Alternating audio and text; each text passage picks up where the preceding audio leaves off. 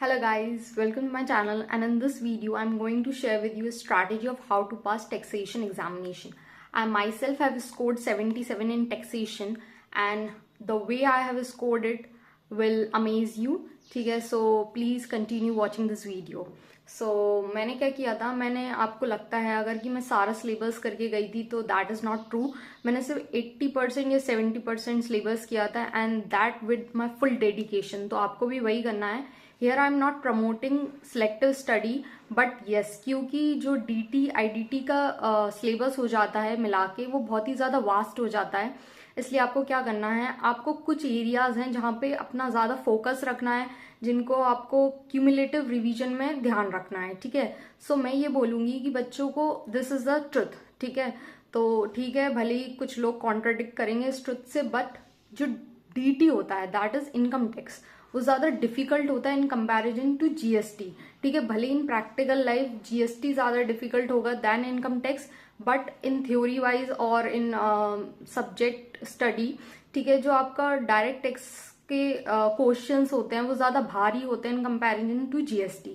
ठीक है, तो मैं ये बोलूँगी कि आप क्या करें कि GST पे ज़्यादा फोकस करें. ठीक है, in comparison to income tax. ठीक है, अब आपको इनकम टैक्स में कैसे पढ़ना है. ठीक है, इनकम टैक्स में कुछ जो चैप्टर्स होते हैं, ठीक है, आई एम नेमिंग दैम, कि सैलरी हो गया, PGBP हो गया that is business and profession वाला चैप्टर.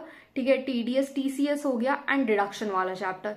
ये जो 4 चैप्टर होते हैं ये बच्चों को बहुत भारी लगते हैं. जैसे वो फर्स्ट टाइम इन्हें पढ़ते हैं तो उन्हें ऐसा लगता है यार ये तो मेरे ऊपर से निकल गया, ये मेरे बस की ही नहीं है. So I can very well relate to it. ठीक है, वो मतलब फर्स्ट टाइम में शायद सबको ही ऐसा फील हुआ होगा कि वो चैप्टर उनके लिए काफ़ी डिफिकल्ट है and that is very true. तो आपको क्या करना है कि आपको सबसे पहले रेसिडेंशियल स्टेटस वाला चैप्टर तो कवर करना ही करना है. ठीक है, क्योंकि उससे क्वेश्चन आता है. ठीक है, मोस्टली अटेम्प्ट्स में क्वेश्चन आया है तो आई विल से कि हाँ आता है उससे क्वेश्चन. ठीक है, then coming on to 5 heads of income. ठीक है, सैलरी हो गया, हाउस प्रॉपर्टी हो गया, capital gain, PGBP and income from other sources. ठीक है, तो आपको इन 5 में से आपके 3 जो हो गए, ठीक है, जो कि कैपिटल गेन हो गया, हाउस प्रॉपर्टी हो गया and income from other sources, ये 3 करके जाना ही जाना है. ठीक है, अगर आपको ऐसा लगता है कि आप सैलरी एंड PGBP कर सकते हैं so it's up to you. ठीक है, लेकिन मैं कहूंगी कि 5 में से 3 तो आप कर ही सकते हो. ठीक है, that is house property, capital gain and income from other sources. House property, capital gain and income from other sources. ठीक है, फिर उसके बाद आता है आपके 2 छोटे छोटे चैप्टर्स. ठीक है, जो कि हैं clubbing of income and carry forward of losses. ठीक है, तो ये तो हर कोई कर सकता है. ठीक है, फिर आता है हमारा डिडक्शन वाला चैप्टर. ठीक है, जो थोड़ा सा बड़ा है. ठीक है, I will agree to that. ठीक है, बट मैं आपको बताऊं कि मैं डिडक्शन वाला जो चैप्टर है वो करके गई थी. ठीक है, सो आई रिकमेंड कि हाँ आप उसको करके जाइए. उसको करने में क्या है कि अगर आपने एक बार उसको याद कर लिया, ठीक है, आपने फिर उसे 15 दिन या 30 दिन नहीं देखा कंटिन्यूसली तो आपके दिमाग से वो निकल जाएगा. ठीक है, तो अगर आप वो करके जा रहे हैं सो आपको वो क्यूमुलेटिव रिवीजन में बिल्कुल ध्यान रखना है. ठीक है, फिर आता है आपका TDS TCS वाला चैप्टर. ठीक है, TDS TCS वाला जो चैप्टर है वो, उसमें इतने सारे लिमिट्स हैं, इतनी सारी मतलब लिमिट्स हैं याद करने को कि यार जितना मैं कहूँगी कि उसका वेटेज नहीं होता. भले ही कुछ अटेम्प्ट्स में वो ज़्यादा वेटेज का आया हो बट उसकी जितनी वेटेज नहीं होती है उतना उसमें याद करने के लिए है. सो आई से कि जितना उसमें इनपुट आप दोगे उसका कम आउटपुट होता है. सो आई से कि if you want skip that. ठीक है, it is totally up to you. ठीक है, अगर आप कर सकते हैं तो कर लीजिए. ठीक है, बट मैं रिकमेंड करूंगी डू नॉट डू दैट.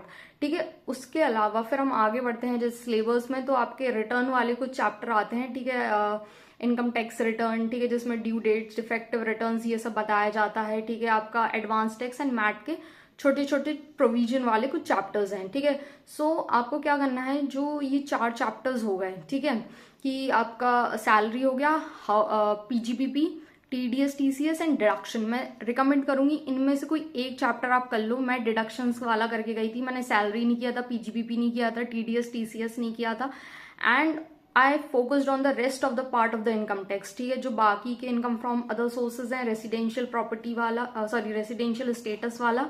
ठीक है, एंड जो रिटर्न वाले लास्ट में जो कुछ छोटे छोटे प्रोविजन वाले चैप्टर्स हैं. ठीक है, तो इस तरीके से मैंने DT कवर किया था. ठीक है, now coming on to GST, मैंने GST पूरा कवर किया था.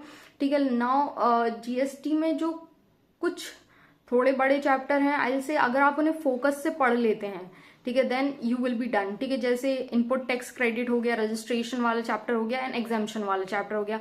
आई से अगेन एग्जाम्शन वाले जो चैप्टर है उसमें फिर से थोड़ा रट्टाफिकेशन ज्यादा है, बट अगर आप उसको क्यूमुलेटिवली पढ़ते रहोगे बार बार, so it will be very beneficial for you. ठीक है, सो इस तरीके से आपको कवर करना है अपना डीटी एंड आईडीटी। ठीक है, वहां पे क्या होता है ना, एग्जामिनेशन की अगर मैं बात करूं तो वहां पे जो सीए वाले हैं उनके लिए तो ऑलमोस्ट 50-50 है, एंड वहां पे पार्ट ए पार्ट बी अलग अलग करके आता है। ठीक है, इनफैक्ट आपको जो राइटिंग शीट भी है वो अलग अलग दी जाती है for writing the income tax answer and GST answers. ठीक है, सो अब मैं एक चीज बता दूं कि भले ही आप जीएसटी 100% करके जा रहे हैं, बट जो जैसे इनपुट टैक्स क्रेडिट का क्वेश्चन हो गया, ठीक है, मेरे में शायद वही पहला क्वेश्चन था इनपुट टैक्स क्रेडिट से रिलेटेड, तो वो आपको बहुत ध्यान से करना है। आपकी प्रैक्टिस इतने लेवल की होनी चाहिए कि यार अगर उसमें उन्होंने कोई मतलब एक लाइन लिखी है और उसमें वो कहानी घुमा रहे हैं, तो आपके जो मतलब आपका क्लैरिटी ऑफ द कॉन्सेप्ट इतने लेवल की होनी चाहिए कि यार आप उनकी जो बातें वो इंग्लिश में बना रहे हैं उनमें फंसो नहीं।